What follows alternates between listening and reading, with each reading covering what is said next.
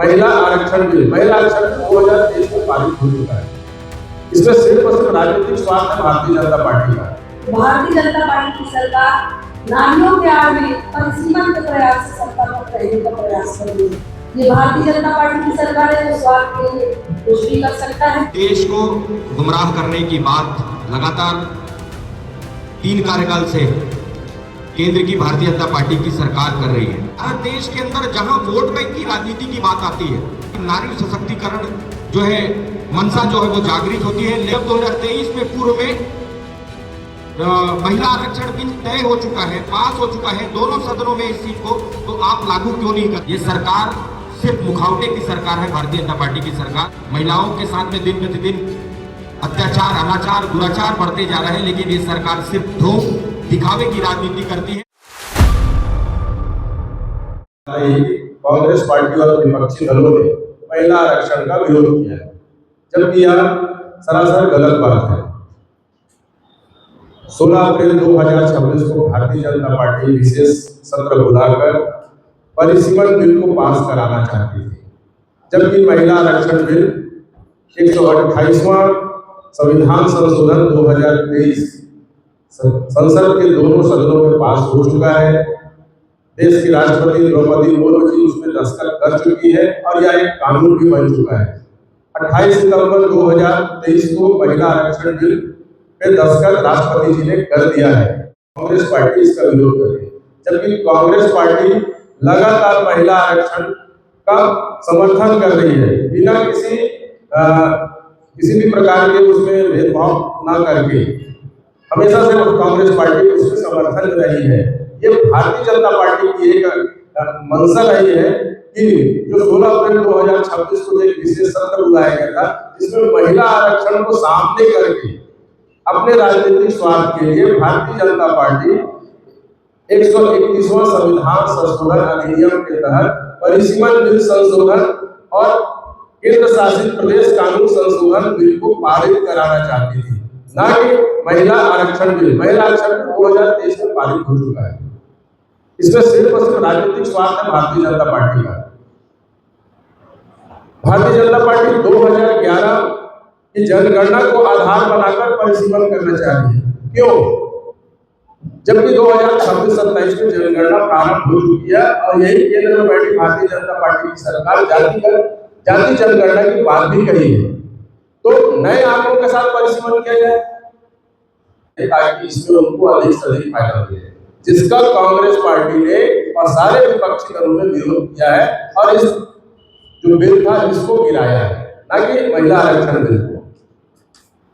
अगर इतनी भारतीय जनता पार्टी ऐसी है महिलाओं की, तो आपको पता होगा कि विगत 3 वर्षों से मणिपुर जल रहा है और मणिपुर में हमारी बहनों को निर्वस्त्र करके घुमाया जाता है। उस समय भारतीय जनता पार्टी के नेता लोग सारे लोग चुप रहते हैं और अब वो महिला सशक्तिकरण की बात करते हैं। लानत ऐसी भारतीय जनता पार्टी की जो सिर्फ महिलाओं को राजनीति में उपयोग करने की बात कर रहे हैं। कांग्रेस पार्टी बिना किसी शर्त के महिला आरक्षण बिल का समर्थन करी है और महिला आरक्षण बिल मैं आप सभी को बताना चाहूंगा कि महिला आरक्षण बिल 2023 में पास हो चुका है। ये भारतीय जनता पार्टी लोगों को गुमराह कर रही है। देश को गुमराह करने की बात लगातार 3 कार्यकाल से केंद्र की भारतीय जनता पार्टी की सरकार कर रही है। जब बात महिला आरक्षण का आता है तो यह केवल सदन के भीतर नहीं बल्कि सदन के बाहर भी नारी सशक्तिकरण और महिला सम्मान की बात होनी चाहिए। छत्तीसगढ़ के अंदर में आज लगातार महिला प्रताड़ना की केस जो है दिन प्रतिदिन बढ़ते जा रहे हैं। एक छोटा सा आंकड़ा मैं आपको बताना चाहूंगा कि कवर्धा गृह मंत्री का गृह जिला होने के बावजूद भी 150 से अधिक महिलाओं के साथ में बलात्कार होने के प्रकरण कवर्धा के थानों में दर्ज हैं। 117 ऐसे प्रकरण हैं जिनमें महिलाओं के साथ में छेड़खानी और सीलभंग जैसी घटनाएं हुई हैं।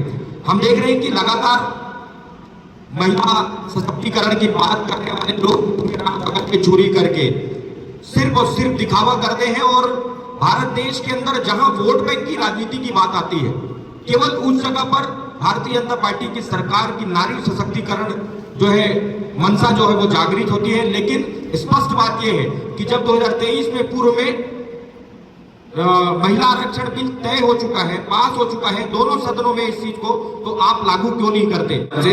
जो लोग नारी शक्ति की बात करते हैं, नारी सशक्तिकरण की बात करते हैं, महिला के आरक्षण की बात करते हैं, तो मैं ये कहना चाहता हूं प्रधानमंत्री जी, नैतिकता के आधार पर भारतीय जनता पार्टी के किसी भी महिला सांसद को प्रधानमंत्री पद जो है सौंप देना चाहिए नैतिकता के आधार पर, क्योंकि कांग्रेस पार्टी देश के उन सर्वोच्च पदों में महिलाओं को स्थान देने का काम किया है। प्रधानमंत्री जी बता दें 3 वर्ष का कार्यकाल तो हमने देखा है, वो अभी अपने किसी महिला सांसद को प्रधानमंत्री बना दे, तब समझ आ जाएगा कि आप किस तरीके से महिला सशक्तिकरण की बात करते हैं। आपको याद होगा कि छत्तीसगढ़ में ही एक महिला पुलिस अधिकारी को किस तरीके से निर्वस्त्र करके मारा गया, लेकिन मजाल कोई भी भारतीय जनता पार्टी का एक नेता उसके बारे में एक शब्द बोलने को तैयार नहीं।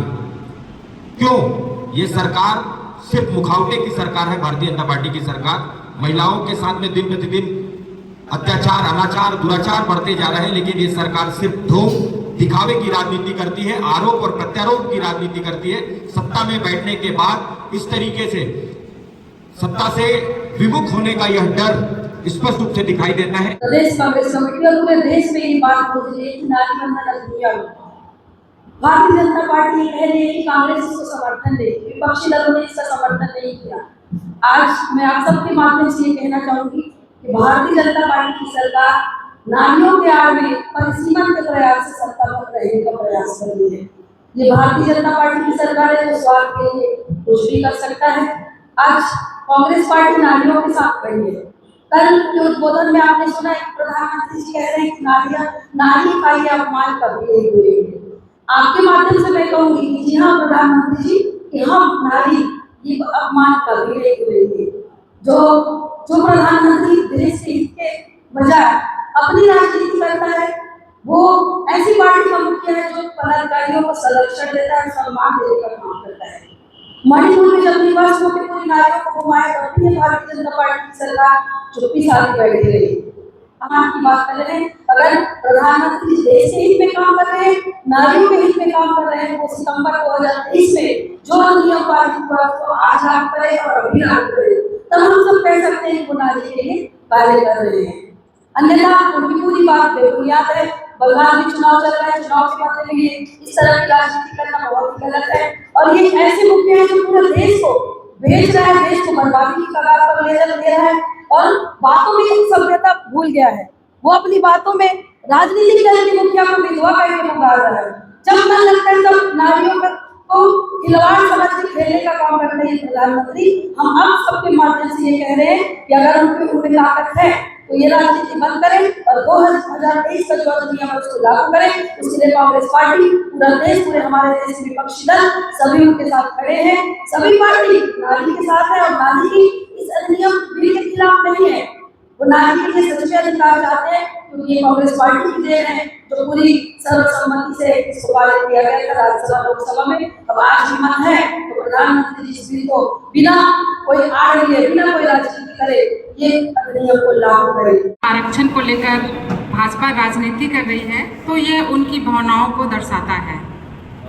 महिला जो है, महिला विरोधी और महिला आरक्षण विरोधी का नाम दिया जा रहा है कांग्रेस में।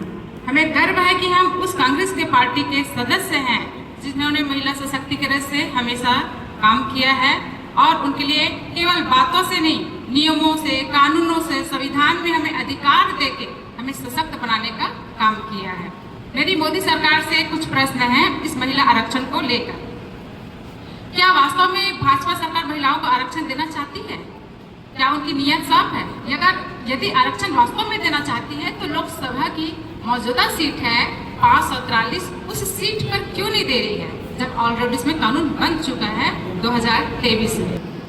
महिला आरक्षण बिल जो केंद्र सरकार द्वारा लाया गया था, जिसे इंडिया अलायंस के द्वारा बहुत ही अपनी क्षमता का प्रदर्शन करते हुए सारे जो अलायंस है एकता का परिचय देते हुए उस बिल को ध्वस्त कर दिया गया है।